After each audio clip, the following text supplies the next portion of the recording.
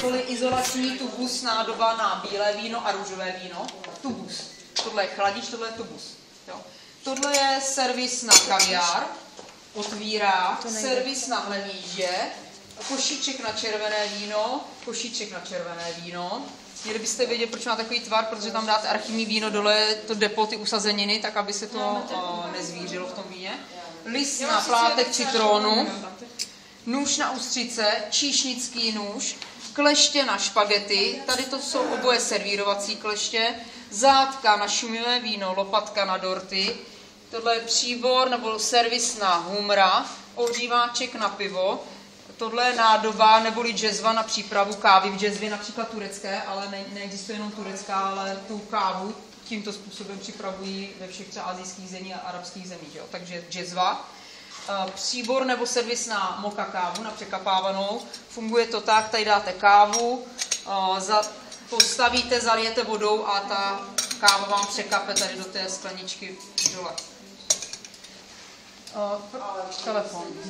Karafy, to jsou karafy na oleje, na omáčky. Slánka, pepřenka. Tohle je klubový talíř, je největší, masový talíř, polévkový talíř, dezertní talíř, moučníkový talíř. Nemáme pečivový a másový talíř, jo? Ale to je jedno, nemusíte říkat, abyste to věděli. Dezertní a moučníkový. Tohle to je mísa na pokrmy, na minutkové pokrmy, většinou nehodí se na hotová jídla, třeba na svíčkou, na guláš a tak.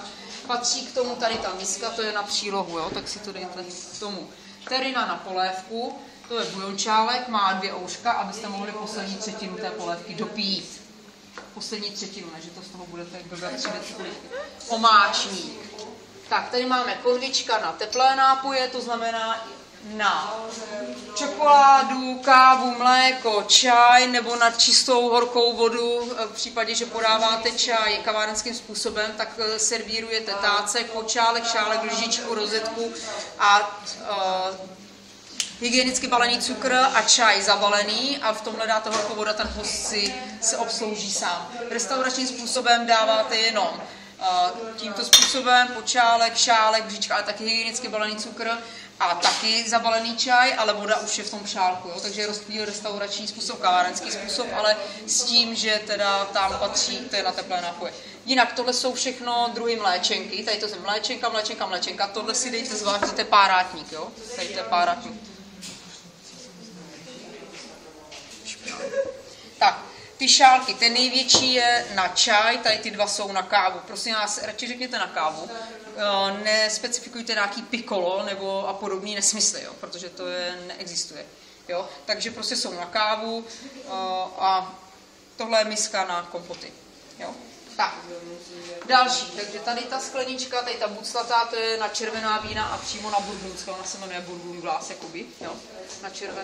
Na červené, na bílé, taky na bílé, ale spíš na dezertní, má obsah do 1 deci. Tady to můžete dávat na vína, která mají charakter dezertní. Ledová, slámová, portský, sherry a tak. Tady ty skleničky. A tohle je na klasický, jako bílý, jako sní, nebo jo. Tam to je karafa, měli byste vědět, že to je na dekantaci vína, můžeme se vás zeptat, co to ta dekantace je, tak vy jenom řeknete, že to je přelití vína a zbavení vína nečistot usazením, to stačí. Jo? A může to být, že to víno, aby se nadýchalo, to červené archivní víno. Ale jenom takhle a nebudete to samozřejmě předvádět, protože jste neměli sommelierství. Tady to je miska na likéry, tohle jsou skleničky na destiláty, oboje jiný obsah, 2 a 4 centilitry. Tady to je sklenička na destiláty bez nožky a tady to je taky sklenička na destiláty.